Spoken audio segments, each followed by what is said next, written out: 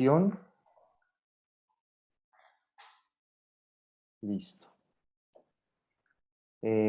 Voy a dar entonces permiso para compartir pantalla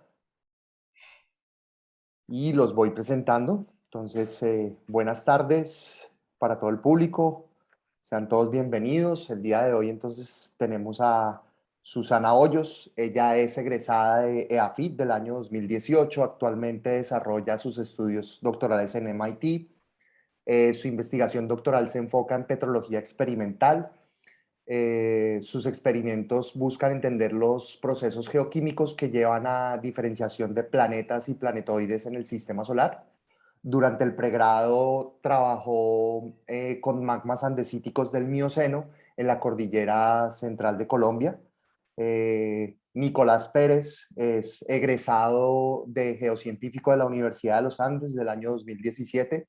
Acaba de terminar su doctorado en la Universidad de Syracuse en Estados Unidos. Actualmente entonces está haciendo un postdoctorado en MIT. Su investigación entonces se enfoca en la dinámica de los ríos, de algunos ríos de la cuenca del Amazonas y cómo algunos de los procesos de capturas de drenaje pueden afectar entonces la diversidad de especies acuáticas que existen en los ríos. El día de hoy entonces nos van a hablar de cómo acceder a posgrados en el MIT, y pues para mí es un verdadero placer tenerlos aquí como invitados. Espero que sea muy provechoso. Los que no puedan estar, pues la conferencia va a quedar en el canal de coloquios de YouTube. Y pues nada, muchachos, muchas gracias por ofrecernos esta charla tan interesante, y ustedes entonces son dueños ahora de los controles. ¿Listo? Gracias, Felipe, por la introducción. Sí, creo que Nicolás va a compartir la presentación. Sí.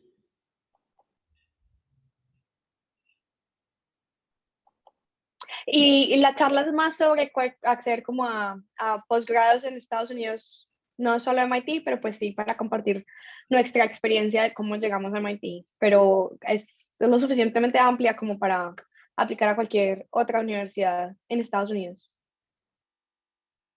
Ahí ya pueden ver la pantalla. Perfecto, se ve perfecto. Bueno, entonces voy a comenzar. Gracias, Felipe, también por la oportunidad de presentar esta charla. Y el principal punto que queremos que se lleven de esta charla es que hay muchas opciones y oportunidades para aplicar a posgrados en investigación en Estados Unidos, que es lo que nos vamos a enfocar hoy, pero también en otras partes del mundo. Y les queremos dar algunos consejos sobre cómo se pueden ir preparando o preparando una aplicación para un posgrado. Y algunas de las recomendaciones que vamos a hacer para aplicar a posgrados, pues también les van a servir para aplicar a trabajos y en general para ayudarlos a formarse como profesionales exitosos. Bueno, entonces, lo primero que tienen que pensar antes de pensar en presentarse en posgrado en geociencias es qué son, cuál es la diferencia entre un doctorado y una maestría, y si en realidad necesitan hacer un doctorado y una maestría. Entonces, lo primero es pensar en dónde te ves en 5 o en 10 años, y si el camino profesional que buscas en realidad necesita de un posgrado en ciencias, pues para llegar allí. Entonces, hay principalmente dos tipos de posgrados que se pueden realizar. El primero sería una maestría, es de 2 años o tal vez un año, dependiendo de la universidad. Es igualmente enfocado en la investigación, pero tienen proyectos muy específicos, y aunque se tiene una tesis, es un poco más corta que las de doctorados. Y un doctorado ya sería entre 4 a 6 años, típicamente 5 años, y es 100% enfocado en la investigación, y es más que todo investigación autónoma, en la que tú mismo estableces las metas, y es básicamente aprender cómo hacer ciencia. Y usualmente las tesis de los doctorados tienden a ser un poco más largas.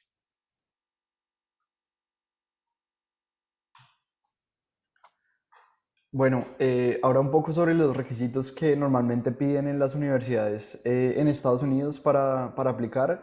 Son muy parecidos entre universidades y lo primero es que cualquier persona puede aplicar. Se necesitan cartas de recomendación, la hoja de vida, una carta de motivación, las notas del pregrado, exámenes de inglés y un examen generalizado que se llama el GRE y ahora no siempre lo están pidiendo debido a la pandemia, pues se han dado cuenta que es difícil para muchas personas acceder a estos exámenes. Entonces ahora vamos Sí. a describir específicamente estos puntos. Lo que sí les queremos decir es, aunque el GRE algunas universidades no lo están pidiendo, el TOEFL sí lo piden todas porque el pregrado, si lo realizan en los Andes, perdón, en la Uninorte, significa que no, el pregrado no fue en inglés. Entonces, de todos modos, necesitan presentar el TOEFL o no el GRE, pero el TOEFL sí. Uh-huh.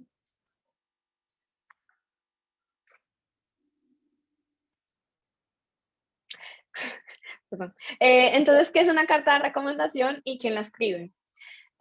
Una carta de recomendación usualmente es de tu asesor de tesis o un profesor o un asesor que tuviste durante el programa que conoce de tus habilidades y puede hablar de tu potencial como investigador. Cuando en las universidades leen estas cartas es más que todo entender cómo el proceso que has llevado y que los profesores que tuviste hablen de cuán bien puedes hacer investigación o cuál es tu potencial para hacer investigación.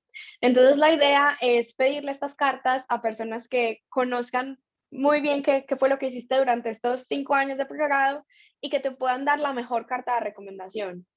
No es pedírselo a un profesor que una vez tuviste una clase pero no lo volviste a ver o una clase que tal vez pasaste raspando que no fuiste a todas las clases. No se lo pides a familiares o amigos. Entonces, usualmente es o un profesor que tuviste con el que hiciste la tesis, o una pasantía, o un mentor que tuviste durante el programa. Sí, acá es importante como que empiecen a reflexionar y darse cuenta que, digamos, para obtener una carta de recomendación hay que hacer algún tipo de esfuerzo para tener un mentor que, digamos, que reconozca las capacidades de uno. Entonces hay que ir trabajando con profesores en proyectos y cosas así. Bueno, para solicitar la carta de recomendación, pues en general siempre preguntar a los profesores o referencias si están de acuerdo con escribir la carta y si tienen tiempo y se comprometen para hacerlo. Hay que estar muy pendientes de todos los deadlines para las aplicaciones, cuándo es la fecha límite para aplicar. No se puede llegar el día antes a pedir una carta de recomendación. Em, y también es importante darle información acerca de la aplicación a la persona que va a escribir la carta, entonces pues, que sepan específicamente a qué posición se está aplicando, qué tipo de trabajo o digamos en este caso el posgrado, si es una maestría o un doctorado, para que la carta contenga pues, toda la información necesaria que describa las capacidades de la persona. Lo otro que tienen que incluir sería la hoja de vida o un CV. En la hoja de vida, lo que se ponen son de manera sistemática todas tus credenciales y logros académicos durante el programa. No es común poner en dónde te graduaste del colegio, entonces solo pones las cosas que hiciste desde que te graduaste hasta del colegio, hasta el momento en el que te gradúas de la universidad. Y no solo se usa para aplicar a posgrados, pero también lo puedes usar para aplicar a trabajos en la industria, pasantías o summer internships en otros lugares. Y también las piden para aplicar a cosas como fellowships, becas o fondos de investigación. Sí, acá me gustaría agregar que, por ejemplo, no sé, en mi caso o en Colombia en general, como que a veces no nos preocupamos de hacer una hoja de vida o de escribirla, sino hasta que la piden por primera vez, pero es importante ir escribiendo este documento en un archivo de Word y básicamente ir poniendo una a una todas las tareas que hemos hecho o los reconocimientos que hemos recibido. Entonces, pues básicamente para cuando vayan a escribir la hoja de vida, hay que tener en cuenta que es una lista así de los logros académicos y debe contener todos estos puntos que están acá. Y digamos que es algo, es un formato que ya está inventado, entonces no hay que ponerse a inventarse formatos de hojas de vida, sino que uno simplemente sigue un formato básico de aplicación sin necesidad de poner la foto de uno ni nada de eso, sino que es algo muy serio en el que uno a uno van describiendo la información de contacto, su educación, la experiencia que tienen en investigación, las publicaciones o presentaciones en congresos, si tienen becas, si han sido monitores, por ejemplo, si han hecho alguna actividad de liderazgo y en general. Entonces ahora vamos a describirlas uno a uno estas opciones. Claro, entonces, ¿en dónde empezar? Porque, bueno, tal vez tienen muchas cosas que escribir en esta hoja de vida y segundo, es de una manera muy sistemática, como dijo Nicolás. Lo primero que pueden hacer es buscar ejemplos de otras hojas de vida en páginas, páginas web de personas que ustedes saben que trabajan en laboratorios en los que les gustaría trabajar. Usualmente debajo del nombre de las personas pueden encontrar el CV, descargarlo y ver más o menos cómo funcionan, cómo va organizado. También le pueden preguntar a sus profesores, que seguramente todos tienen hojas de vidas, de cómo se organizan.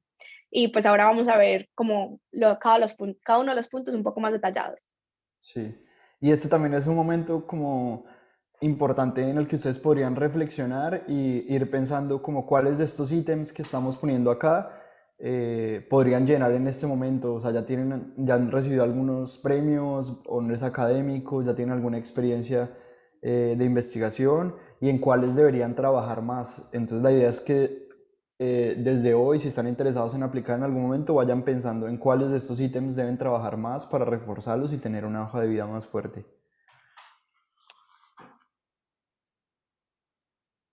Bueno, uno de los ítems de la hoja de vida, entonces era la experiencia en investigación y las pasantías. Y digamos que esto es muy importante cuando están revisando las hojas de vida en las aplicaciones en las universidades. Si llegan a ver que ustedes tienen experiencia en investigación, pues le va a dar mucha más certeza digamos, a un profesor trabajar con ustedes porque pues va a pensar que ya tienen algunas habilidades importantes y no van a empezar desde cero. O sea, ya tienen ya pueden hacer un análisis crítico de un proyecto de investigación. En general, las pasantías de investigación también requieren de aplicaciones con documentos como la hoja de vida, cartas de referencia y en general son aplicaciones competitivas, o sea, varias personas se presentan y siempre se elige a los mejores o a los, digamos, más adecuados. Entonces, para obtener una pasantía muchas veces hay que destacarse como estudiante para ser aceptado. También hay que escribir a veces hay que escribir, digamos, una pequeña propuesta de investigación, entonces, digamos, aplicar una pasantía muchas veces les va a dar también un poco de habilidades de escritura y de organización de un proyecto científico. Y acá pusimos una lista de algunas oportunidades que entre Susana y yo hemos tenido. Sin embargo, hay más opciones que pueden buscar por internet o contactar profesores y otros estudiantes de posgrado, digamos, para saber qué experiencias tienes. Entonces acá, por ejemplo, se puede hacer pasantías en el Smithsonian Tropical Research Institute en Panamá, en museos de historia natural como el de Washington. Hay programas en los veranos en Estados Unidos en los que algunas universidades reciben estudiantes para trabajar en un proyecto de investigación con profesores y les pagan un estipendio. Digamos, hay una oportunidad que se llama Misasa en Japón, que Susana fue y les puede contar más de eso. Y en Colombia, aunque no es tan común escuchar sobre pasantías, también se pueden hacer, digamos, pasantías en otros laboratorios de universidades o inclusive, digamos, en la misma universidad, en Uninorte, digamos, trabajar durante algunos meses en las vacaciones de mitad de año, pero formalizar digamos, este trabajo a través de un proyecto de investigación para que quede registrado como una pasantía. Sí, y lo otro que queríamos decir es que muchas de las pasantías son pagadas, entonces no es solo que estén haciendo la investigación, pero como la de Japón y una que hice en Washington, no solo te pagan por como un sueldo mensual, sino también te pagan por ir allá e incluso te pagan como otro salario como por mudarte.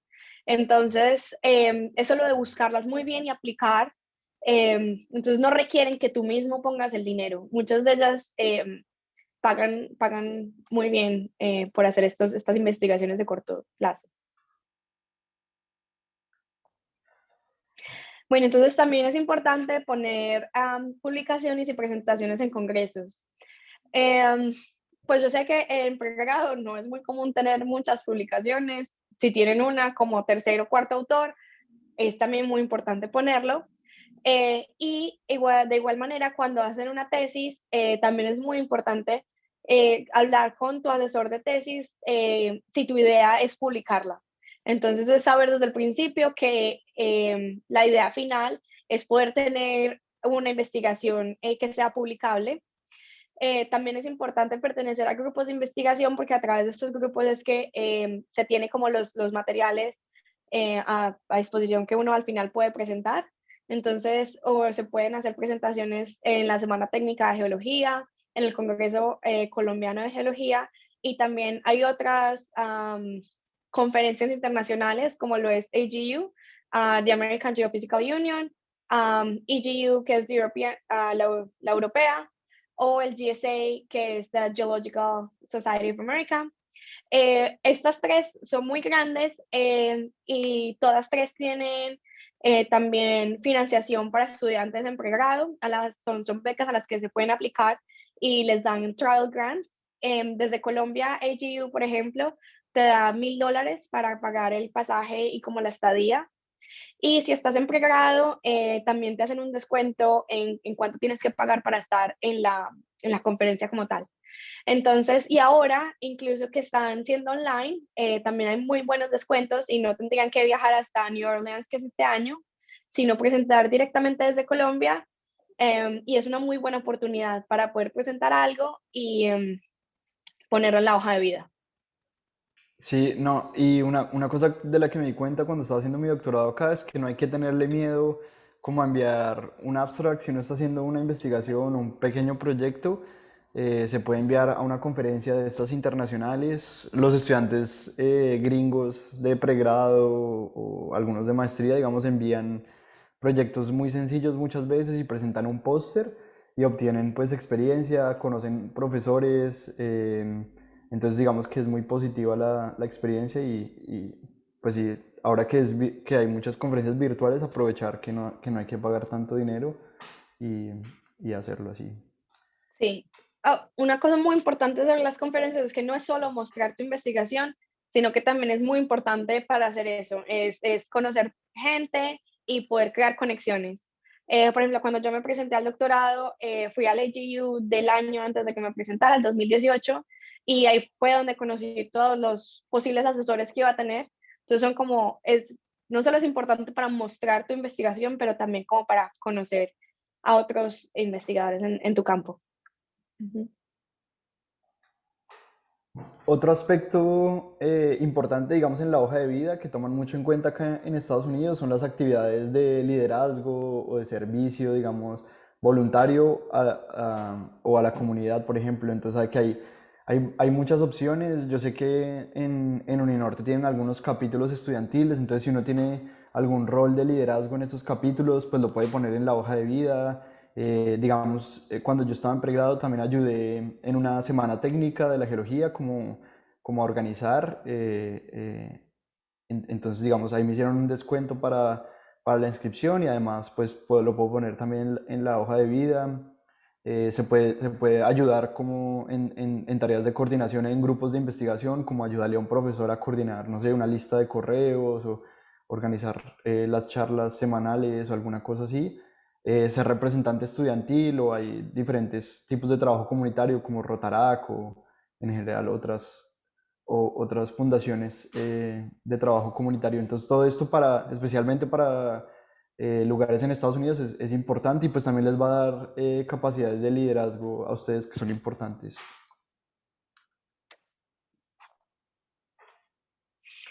Y también lo otro que pueden hacer es experiencia en la enseñanza y sería más que todo ser como monitores para otras materias durante el programa.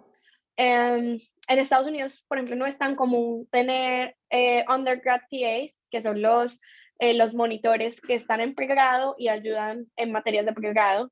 Entonces esto les da como cierta ventaja. Entonces no es solo en ciertas materias como monitores, también pueden ayudar en salidas de campo, dar clases particulares. Hay algunas universidades que ofrecen oportunidades para niños y dar como clases para niños. Ahí también se pueden inscribir a cosas como Skype a Scientist, que es básicamente hablar con niños de primaria en Estados Unidos y otros países de habla anglosajona para explicarles sobre ciencia. Y bueno, uno muy específico que es de Medellín sería estar en Parque Explora, pero creo que Uninorte también tiene su propio museo y cosas como esas también la pueden poner si son como voluntarios en lugares como los museos. Otro punto importante, digamos, en la hoja de vida son las becas de investigación o becas académicas o, digamos, honores académicos. Entonces, si han tenido algún reconocimiento por tener buen promedio, por excelencia académica al ingresar a la universidad, por el ICFES o algo así, pues lo pueden poner y eso es muy importante, les va a dar muchos puntos ahí. Y también algo, digamos, muy importante sería si pudieran obtener algún tipo de beca de investigación mientras están en el pregrado, eso les daría también muchísimos puntos. Y eso es, en Colombia no hay tantas fundaciones que, digamos, que apoyen la ciencia y apoyen a estudiantes de pregrado, pero acá recopilamos por lo menos tres a las que podrían aplicar: el Fondo Corrigan de la ACGP Aries, que ahí está, digamos, el póster para este año. Hay becas también del Instituto Smithsonian en Panamá, y hay una beca de la Asociación Americana de Geólogos del Petróleo, la AAPG, para estudiantes de pregrado. Entonces, sí, como les decía, no hay muchas opciones, pero se pueden buscar y esto les va a dar bastantes puntos. Si un profesor, digamos, en Estados Unidos ve que tienen la capacidad de escribir una propuesta de investigación y ganarse una beca, pues son bastantes puntos. Ujú.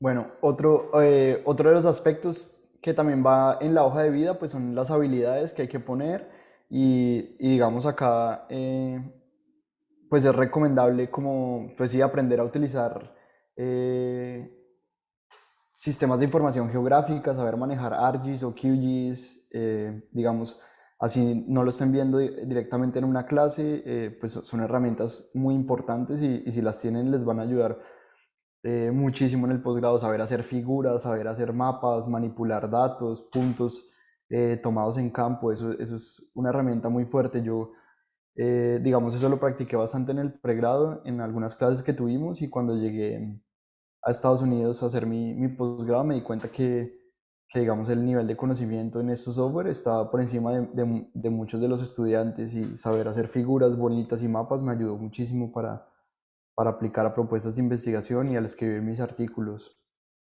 También es importante, pues, experiencia con sensores remotos, saber bajar imágenes satelitales, modelos digitales de elevación y manipularlos. Tener habilidades básicas de programación les va a ayudar también muchísimo. Eh, También he tenido compañeros que no saben programar, y no estoy seguro de las clases que tengan en Uninorte, pero les recomiendo aprender a programar en MATLAB, Python o R, así sea por fuera del currículo, tomarse el tiempo de aprender y de hacer cálculos y estadísticas básicas en cualquiera de estos lenguajes. Es muy importante y les va a facilitar mucho, digamos, al hacer su investigación y al analizar datos. Y también pueden aprender sobre software de diseño como Photoshop e Illustrator, o sea, tratar de hacer, digamos, figuras bonitas. Mm, y cualquier tipo, digamos, de experiencia o habilidad que obtengan al hacer investigación en un laboratorio, como manejar microscopios, digamos, el SEM, o sí, eh, o cualquier tipo, digamos, de análisis geoquímico que hagan, también lo pueden poner ahí y va a ser muy importante. Entonces, Si ven que tienen fallas en algunas de estas habilidades, les recomendaría trabajarlas y sobre todo en la parte de programación. Eso los va a poner, digamos, por encima de muchos estudiantes y son habilidades, pues sí, que van a ser de gran utilidad. Y esto es un ejemplo de cómo se vería la hoja de vida al final. Entonces ven que es un documento súper organizado y sistemático en el que uno a uno se van poniendo todos los ítems de los que hablamos. No lleva la foto en saco corbata ni nada de eso, sino que es muy, digamos, muy sencillo, muy sobrio. Y van poniendo ahí todas sus habilidades o logros. Hay muchas páginas en internet en las que pueden buscar cómo hacerlo.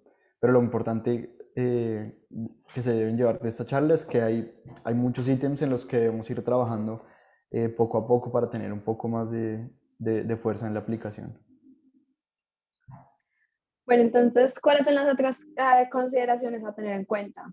De eso vamos a hablar más detalladamente en las próximas diapositivas, pero es cómo elegir a los asesores, la universidad, y con la universidad va la idea de una ciudad y una región, los costos de hacer un doctorado y cuáles son las fechas para aplicar y los exámenes que se necesitan. Sigue con esto. Entonces, ¿cómo elegir una universidad y un asesor? Bueno, hay dos maneras en las que la gente aplica los doctorados. Una es solo aplicar a universidades y después pensar en los asesores. Y la otra es pensar en tu asesor y después, independientemente de dónde esté el asesor, ir a esa universidad. Pero lo primero que te tienes que preguntar es qué área de las geociencias te gusta y en qué te gustaría hacer este doctorado. Una vez pues tienes eso definido, puedes ir a Google Scholar, ResearchGate o gente que sabes que trabaja en esa misma área para encontrar publicaciones recientes o encontrar las páginas de estos profesores que hagan investigación en estos temas que te gustan.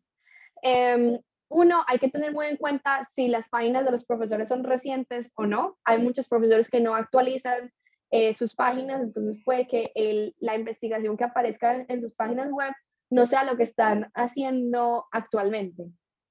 Es muy bueno enviar correos a sus profesores, incluso si no los conocen. Cuando escriban este correo, tiene que ser un correo muy bien redactado y que dé a entender por qué los están contactando. No tiene que ser un correo en el que solo digan, hola, soy Susana Hoyos y me gustaría trabajar contigo. Es más como el por qué y esto es como lo que me gustaría hacer, porque tienen que entender que a muchos de esos profesores les llegan cientos de correos en la época de las aplicaciones. Y lo otro que también es muy importante es que pueden hablar con estudiantes actuales o pasados que tengan esos profesores. Igualmente les pueden enviar un correo de la nada o si ya los conocen, pues los pueden contactar más directamente. Bueno, otro aspecto que para mí es muy importante es tener en cuenta otros aspectos de la vida y la localización de la universidad, o sea, en dónde queda, cómo es el clima de esa región, especialmente en Estados Unidos, en donde pues o sea, es una zona con clima temperado, donde hay estaciones, el tamaño de las ciudades, si hay diversidad cultural, si hay actividades culturales y qué tal es el ambiente en la universidad. Entonces, no sé si están acostumbrados o les gusta vivir en ciudades grandes de Colombia como Barranquilla, Bogotá, Medellín, pues también es recomendable, no sé, que vayan a una ciudad grande en Estados Unidos o por lo menos a una universidad en donde haya una población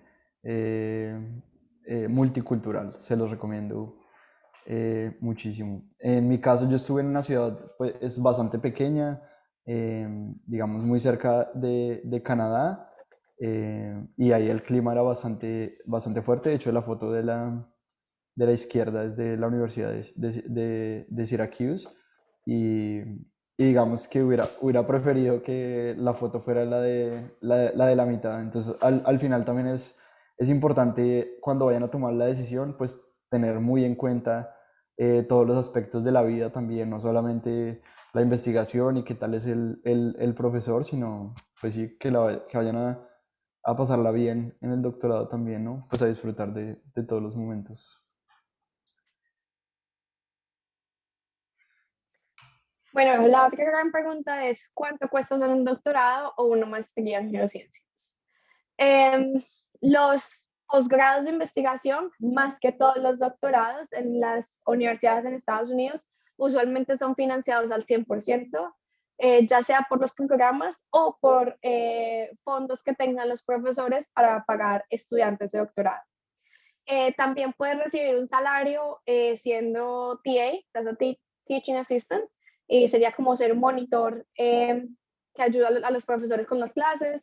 También puede ser, te pagan como por hacer investigación o puedes tener una fellowship. Y esto es como ganarse una beca. A este tipo de becas se pueden aplicar tanto antes y durante el doctorado.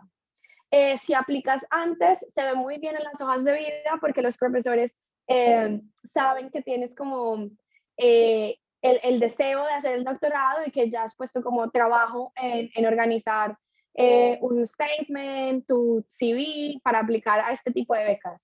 Y también durante el doctorado, tanto dentro de las universidades tienen becas internas y también puedes aplicar pues a otras becas con otras fundaciones o otras fuentes de financiación.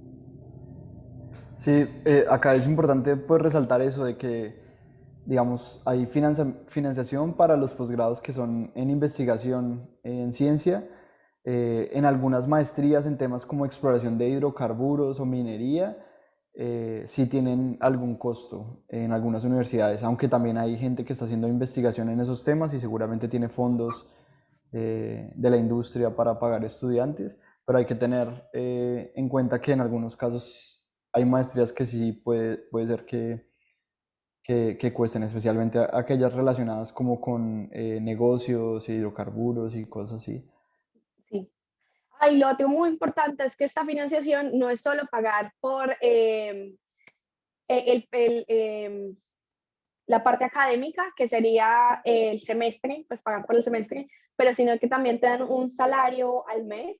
eh, y ese salario es como para pagar por vivienda, comida, entonces te están pagando por hacer un doctorado, porque cuenta como un trabajo. Entonces puedes hacer esto. En las maestrías también hay que entender que no todas las universidades ofrecen maestrías. Por lo menos MIT para geociencias no ofrece maestrías a menos de que sea muy específica, que es en exploración de hidrocarburos. Pero para todas las demás solo ofrecen doctorados.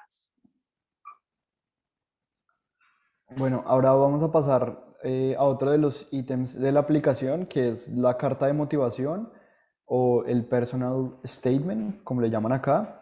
Y es como un pequeño ensayo que uno hace en el que básicamente quiere venderse como un buen candidato y responder la pregunta de por qué yo, o sea, por qué debería ser elegido como uno de los estudiantes para acceder a la universidad.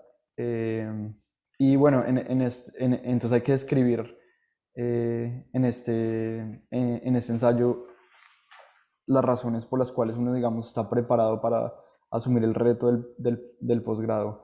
Y algunos de los tips que tenemos cuando lo vayan a escribir es conocer bien lo que hacen los profesores y conocer bien, digamos, el departamento al que están aplicando. Entonces acá pusimos un ejemplo de si quiero investigar rocas metamórficas, no me voy a ir a, no sé, Islandia o Hawái específicamente, o a una universidad en la que estén estudiando el clima, por ejemplo.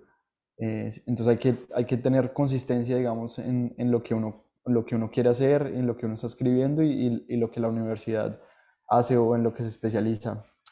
Em, También es importante pues encontrar profesores que estudien temas similares a mis intereses y es un punto, digamos, importante para nosotros como latinos es, digamos, poner en esta carta de motivación también algo sobre diversidad y cómo nosotros le aportaríamos diversidad a los departamentos en Estados Unidos, pues acá, digamos, muchos de las universidades y los departamentos están buscando tener mayor diversidad cultural, entonces hay que resaltar ese aspecto en las cartas de motivación, como el hecho de tener pues sí, a una persona hispanohablante y latina en el departamento, pues le daría un plus, digamos, al programa. Sí, ahí creo que lo que dice Nicolás también sobre la diversidad es no solo tú hablar de cuán diverso eres, porque ya se entiende, por ejemplo, si soy una mujer latina, que cuento como un factor de diversidad, pero también lo que has hecho para diversidad durante el pregrado. Entonces, en Estados Unidos ahora es muy importante hacer DIE, eso es Diversity, Equity and Inclusion. Entonces, sí han hecho cosas enfocadas a, no sé, hacer clubes de investigación que tengan solo mujeres. Si han pertenecido a Geolatinas, que es una asociación para mujeres en las geociencias. Pueden hablar sobre eso en los personal statements.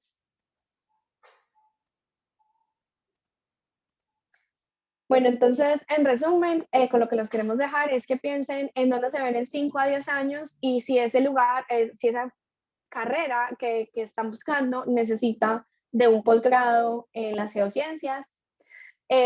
Lo otro es que hay también que entender que hacer un posgrado no garantiza que van a tener un trabajo o que van a tener más dinero, pero es verdad que hacer este tipo de estudios eh, sí te da como herramientas muy importantes para cualquier pues trabajo que busques en las ciencias. Lo otro es tener en cuenta si estás en el inicio de la carrera, cuáles de estos ítems son los más importantes para trabajar en ellos y si ya estás al final de ella, resaltar las cosas que has hecho en los personal statements, en el CV. Y también que la financiación es del 100%, no necesitan siempre aplicar, o sea, lo pueden hacer y es muy recomendable aplicar a becas con Colciencias, pero simplemente pueden aplicar directamente a las universidades y de esa manera conseguir la financiación. Y por último, es también que no piensen pues que en el programa no pueden disfrutar del programa por andar pensando que van a poner en el CV todo el tiempo y que siempre tiene que estar todo enfocado en investigación. La idea es que uno se pueda hacer ambas cosas y lo mismo es durante el doctorado. Al mismo tiempo que puedes hacer investigación, la idea es que también puedes tener una vida normal. Eh, y sí, entonces los escuchamos por si tienen alguna pregunta.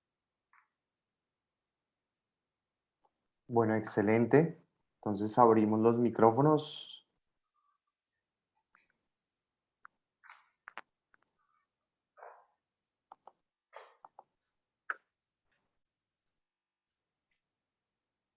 Hay timidez en la audiencia, También pueden escribir las preguntas en el chat.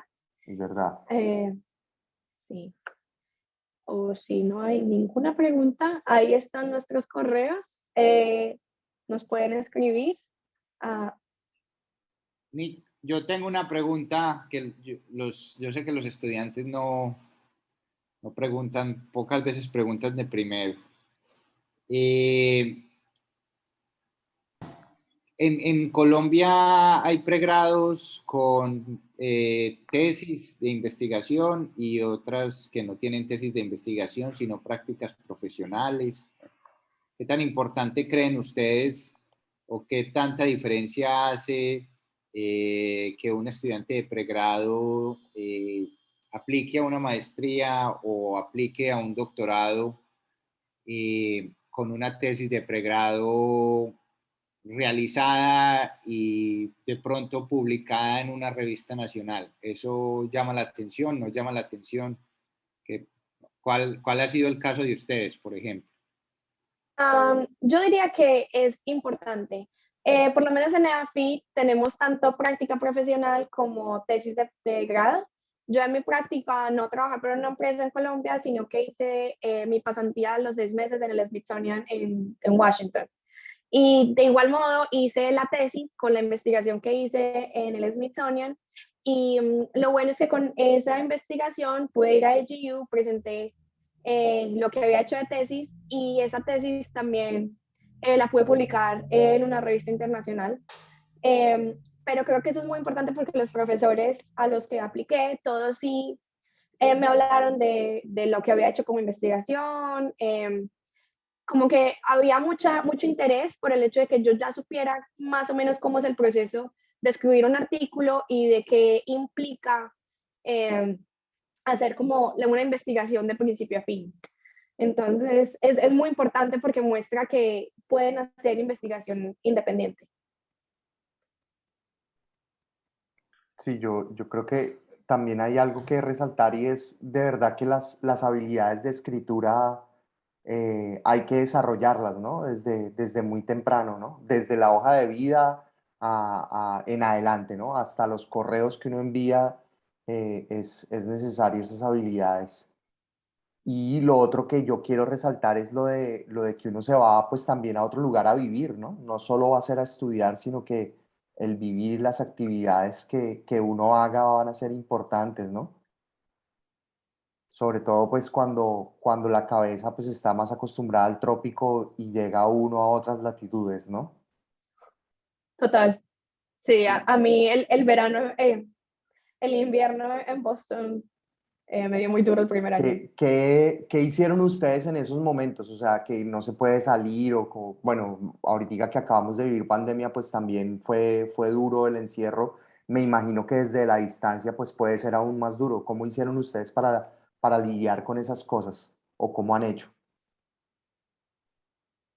Em, o sea, yo creo que a uno no le hablan de eso tanto como que uno no está tan preparado. Es duro, digamos, el invierno, el hecho de que los días se acortan, digamos, la cantidad de horas con luz solar se acorta muchísimo en el invierno, entonces a veces se oscurece a las 4 de la tarde, entonces los días son mucho más cortos, cuando uno ya sale, digamos, de la universidad ya está oscuro, eso lo va afectando a uno poco a poco y las personas en el invierno durante más o menos 6 meses también, digamos, psicológicamente se ven afectadas, entonces todo el mundo empieza como a retraerse un poco más y eh, no sé, digamos, yo creo que la gente se vuelve un poquito de mal humor durante el invierno y eso lo va afectando a uno especialmente que pues a nosotros latinos que somos tan sociales, ¿no? Y estamos acostumbrados, estoy seguro que en Barranquilla también a salir y tomarse una cervecita y encontrarse con los amigos y todo. Y, y acá en Estados Unidos, pues sobre todo en el invierno, a veces no es tan fácil como encontrarse con la gente.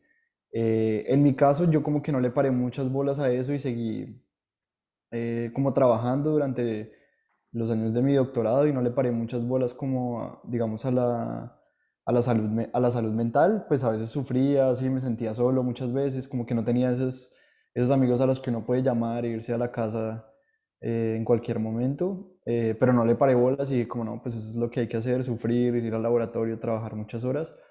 em, pero pues yo creo que ese no es el ideal. Ahora, ya cuando estaba acabando el doctorado y pues debido a la pandemia me di cuenta que pues es muy importante tener como un balance mental también y saber que si uno va a hacer un doctorado pues debe tener también tiempo libre para hacer ejercicio, también leer, no sé, como tener una vida más integral y no dejarse absorber por el trabajo únicamente por la investigación, que a veces es adictiva, ¿no? Trabajar a veces es, o sea, como que el cerebro se siente bien trabajando, pero es importante también pues mantener tanto, sí, pues no sé, una vida más integral con deporte y salud y investigación también. Entonces, si alguien va a hacer un posgrado, siempre tener en cuenta eso.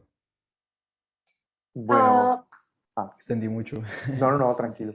no, veo que Natalia alzó la mano, pero primero María había escrito en el chat. Y voy a responder de una vez su pregunta y es, máster, yo no hice un máster, yo me gradué del doctorado del pregrado y a los 2 meses empecé el doctorado. Eh, pues es muy común en Estados Unidos, de hecho, no hacer un máster e ir de una vez del pregrado al doctorado. Vas a ver que la gran mayoría de la gente en los programas eh, son muy jóvenes por esa razón. Incluso la gran mayoría de las universidades no piden un máster como requisito. Yo no hice un máster porque sabía en donde me veía mi carrera profesional, que necesitaba un doctorado y como podía hacer el salto, por decirlo así, del programa al doctorado, pues no lo necesitaba. Pero mucha gente sí lo hace, uno, porque es una manera de ver cómo es la investigación y una vez hacen el máster podrían decir como, bueno, tal vez 5 años de investigar no es lo mío, o simplemente es lo que necesitan para llegar ahí. Pero si vas a aplicar a Estados Unidos y estás 100% segura de que pues no quieres hacer un máster y que lo tuyo es investigar, puedes aplicar sin un máster. Yo Mm, quisiera agregar antes de ir a la otra pregunta.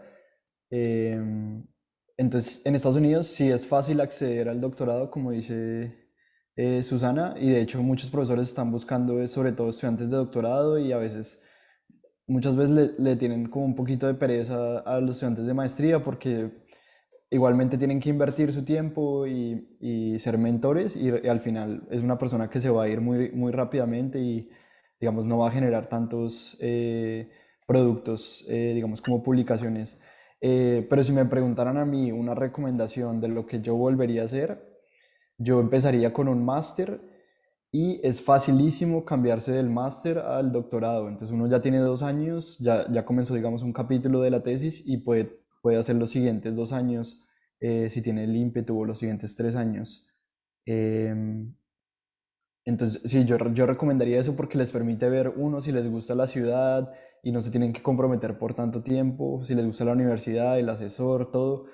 Entonces también no tiene nada de malo, como que a veces uno piensa como que solo el doctorado es lo importante, pero yo creo que pues la maestría también está bien para comenzar y es facilísimo, digamos, dar ese salto. Y voy a comentar ahí rápidamente, alguien escribió que si hay que ver materias en el doctorado, entonces es un punto importante, de hecho, entre la maestría y el doctorado, y es que en la maestría hay que ver como no, como 8 cursos, me parece, y 24 créditos. Eh, entonces hay que ver 4 créditos 4 clases el primer semestre y 4 el segundo, y el segundo año simplemente hacer la tesis.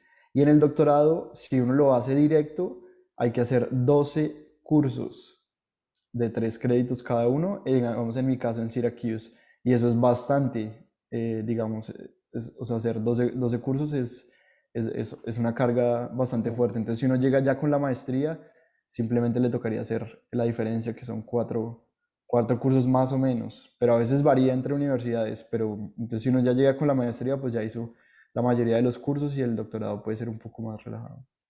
Bueno, ahí hay otra cosa que depende, porque hay mucha gente que llega con maestría de otras universidades u otros países y de todos modos tiene que hacer los 5 años de doctorado y tomar las clases. Y en cuanto a los programas de maestría, por lo menos a las universidades que yo apliqué en Estados Unidos, casi ninguna tiene programas de máster para geociencias. Te dan un máster cuando estás en los 2 años de doctorado, tú sales con una maestría y un doctorado, pero aplicar a la maestría directamente no se puede. Y en estas universidades que te digo son Caltech, Berkeley, Brown, Princeton y MIT. Directamente tienes que aplicar a un doctorado, pero te dan al final una maestría si te gradúas con el doctorado, ¿no? Y si tienes que tomar clases, depende mucho de tu asesor, cuántas clases tomas, o incluso si tomas clases. Hay gente que tal vez no necesita las clases, pero ahí es cuando te aceptan que tienes que hablarlo con tu asesor de doctorado. Y creo que queríamos responder la pregunta de Natalia. Adelante, Natalia. Gracias. Hola Nico, hola Susana, que a Susana no la conocía. Hola. Muchas gracias por la charla. Ojalá yo la hubiera oído antes de haberme ido a hacer un doctorado porque me hubiera evitado varios contratiempos. Súper clara, muy práctica. Es una lástima que no haya más estudiantes escuchándola. Me gustaría oír sus opiniones con respecto a 2 cosas. Pues una, para los estudiantes que estén, y con respecto a lo que preguntaron de los cursos, sé que hay una diferencia muy grande entre Estados Unidos y Europa, y esa es una inquietud que muchas veces expresan los estudiantes sobre el número de materias que hay que ver en el sistema europeo contra el de Estados Unidos, y es muy personal como si a uno le parece mejor el uno o el otro, pero me gustaría oír ustedes qué opinan. Y lo otro es también otra pregunta que es muy recurrente y es como, ¿qué hacer después? Sí, ¿qué hacer después? O sea, la parte laboral, ¿cómo la ven, digamos, en este momento? Esas dos cositas quería preguntarles. ¿Quieres responder primero o respondo yo? Eh, pues el que hacer después creo que Nicolás puede hablar más de eso, pero en cuanto a Europa y a Estados Unidos, sí, yo de hecho iba a aplicar en ambos continentes. Y es verdad que en el sistema europeo uno tiene más requisitos. Muchas de las universidades piden tener una maestría. Entonces, si vas, creo que es tanto en Inglaterra como en Alemania, piden como requisito tener una maestría antes de entrar al doctorado, porque los doctorados allá son más cortos. Y si no tienes esa maestría, es verdad que toca tomar más cursos. Yo al final decidí irme por Estados Unidos, uno porque ya sabía inglés, sentía que tenía más contactos en Estados Unidos, mis cartas de recomendación iban a ser de gente que hacía su investigación en Estados Unidos. Entonces al final decidí irme por universidades aquí. Pero es verdad que cuando se aplica tienen no solo fechas diferentes, pero también requisitos diferentes. Entonces en Europa no te van a pedir el GRE, que es solo para Estados Unidos, sino que tienen otro examen. Entonces hay que tener eso muy en cuenta antes de aplicar. Uh-huh. Sí, yo eh, también, a mí me parece que Europa es muy chévere para estudiar, hacen ciencia muy buena, hay universidades excelentes. Yo tuve la oportunidad de hacer unas pasantías en Alemania y hay investigadores excelentes y digamos que el potencial en investigación es igual o muy parecido al de Estados Unidos. Em, para hacer doctorado en muchas partes piden la maestría, que normalmente es de un año en muchas partes en Europa. Y esta maestría, en muchos casos hay que pagarla uno mismo. O sea, no hay esas becas de ser asistente graduado o ser monitor o algo así. En algunos países en Europa, digamos, el costo de la maestría es bastante barato y, digamos, hay que pagar sobre todo pues la manutención y la vivienda, y yo tengo varios amigos que están haciendo eso. ¿Qué me parece interesante del tema de Estados Unidos? Es que uno se puede independizar, digamos, de los papás de una vez, desde la maestría o desde el doctorado. Entonces, eso me parece bien chévere. También, pues, el profesor Felipe les puede hablar de Brasil, en donde también dan un pequeño salario en la maestría y, digamos, a mí lo que me llamó sobre todo la atención es la independencia económica, digamos, de poder yo tener un salario y no depender de pedirle a mis papás porque ya quería salir sí, pues ya vivir como un poquito más independiente. Entonces, eso es chévere. Y ahora sobre qué se puede hacer después con una maestría o un doctorado, eso también es algo interesante de Estados Unidos, y es que la cantidad de trabajos que hay acá pues es impresionante, y comparado con Colombia, en donde muchos de los jóvenes ahorita están desempleados, pues la diferencia es gigante. Acá hay trabajos hasta, digamos, si uno no quiere trabajar más en geología después del posgrado o del doctorado, pues se puede ir por otras ramas, se puede ir por, no sé, por parte, digamos, de programación, hay, bueno, diferentes ramas, Finanzas. Finanzas finanzas, mandan correos todos los días buscando doctores en geología. Sí quedan muy cansados del doctorado. sí.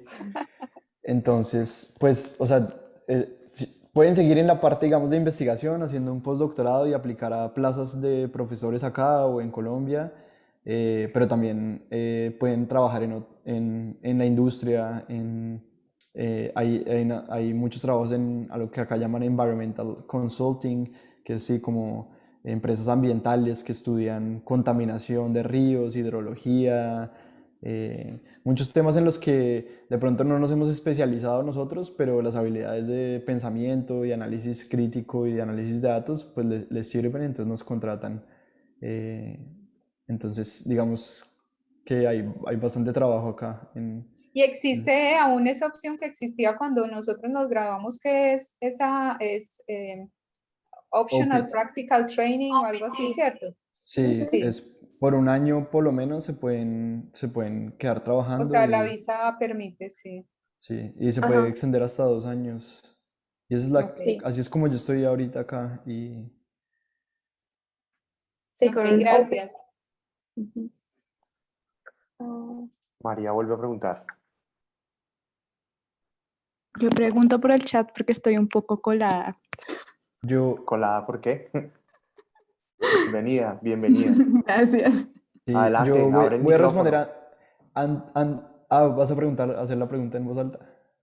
Ah, bueno, no, pues de todas maneras les pregunto lo que les puse en el chat. Ambos están en una universidad súper prestigiosa. ¿Qué tan difícil fue conseguir un posgrado allí, un cupo allí? ¿Qué creen que fue lo que más les sumó puntos? Voy a contestar primero. La persona que debe contestar eso es Susana, porque ella es la que pasó al PhD en MIT.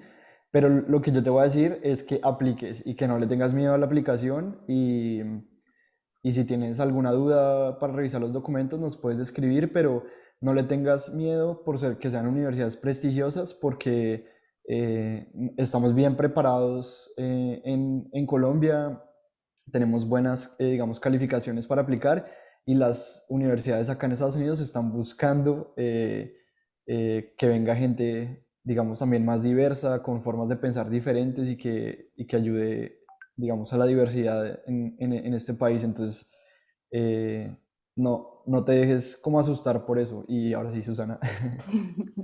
Gracias. Pues a mí muchas veces me han preguntado cómo lo hice y la verdad no sé. No creo que tenga como una cosa en específica que yo diga, pues seguramente esto. Eh, Creo que es como, es tener una hoja de vida muy integral. Desde segundo semestre estaba en los semilleros de investigación, ayudé a muchos profesores con otras investigaciones, entonces estaba de tercera o cuarta autora en otros papers, fui coordinadora de mi semillero de investigación, busqué hacer pasantías en el extranjero, principalmente porque quería pasear. Y después dije, la geología también te lleva. Um, y es eso, una vez ya tenía mis investigaciones ya escritas, presentar en los congresos y conocer a las personas de frente, pues hablar con ellos, creo que también me ayudó mucho, porque algo que tienes que pensar es que cuando te presentas y tienen este comité para elegir quién pasa al doctorado, tiene que haber un profesor que diga, yo quiero que ese sea mi estudiante de doctorado este año. O sea, hay alguien que te tiene que defender ante el panel. Entonces, cuando escribas el personal statement, cuando los contactes en el correo, que sea muy claro que tienes la intención de trabajar con estos profesores, porque no solo son ellos los que van a conseguir la financiación, sino que al final es el profesor el que decide si te aceptan o no. Entonces, creo que es contactarlos, saber, tener como muy claro uno que quiere hacer, no saber exactamente cuál va a ser el título y el abstract de tu tesis de doctorado, pero tener como una idea de qué es lo que quieres hacer en esos 5 años de investigación. Entonces creo que son como esas cosas que te hacen resaltar entre los otros aplicantes al doctorado, pero sí, es eso, no tengas miedo a presentarte. Yo solo me presenté a Ivy Leagues y dije, pues si paso muy bien y si no también. Y pues la vida me dio la suerte de haber pasado a casi todas. Así que al final puedes elegir. Otra cosa muy importante y es que una vez ya pasan al doctorado, los van a invitar, por lo menos las universidades muy prestigiosas, los van a invitar a conocer las universidades. Entonces no tienen que decidir inmediatamente desde Colombia, voy a ir al MIT. Los invitan a las universidades, los conocen, pueden hablar con los otros profesores, los otros estudiantes. Y es importante no solo para conocer la ciudad y el ambiente en la universidad, sino también saber con quién vas a trabajar esos 5 años. Entonces sí, tomen la oportunidad de cuando los acepten venir a conocer las universidades. Súper, muchísimas gracias a los dos. Excelente, Ujú. sí. Susana, Nicolás, ustedes dos son de verdad unos jóvenes inspiradores. Eh, Afortunadamente la charla va a quedar grabada y yo espero que mucha más gente la pueda ver y pueda ver toda esa información tan valiosa que nos trajeron el día de hoy. De verdad que ustedes nos estén representando pues en instituciones tan prestigiosas, pues es un honor y pues Uninorte, que hoy fue su casa, pues espero que algún día puedan venir y conocerla y estar con nosotros, seguir compartiendo sus experiencias aquí. No sé si alguien tiene algún comentario más o quiere hacer alguna pregunta más. Una última cosa es que muchas universidades, cuando tengan los personal statements y quieran presentarse a sus universidades, los mismos estudiantes de doctorado tienen grupos en los que ustedes pueden como someter el personal statement y lo revisan. MIT para geología tenemos uno, quedan con nuestros correos, si quieren nos pueden enviar un correo para preguntarme por el link y cuál es el proceso para enviarlo. Y básicamente nosotros leemos los personal statements y les damos como consejos de cómo escribirlos, como ediciones. Ujú. Bueno, muchas gracias. No sé si quieren hacer entonces una despedida final.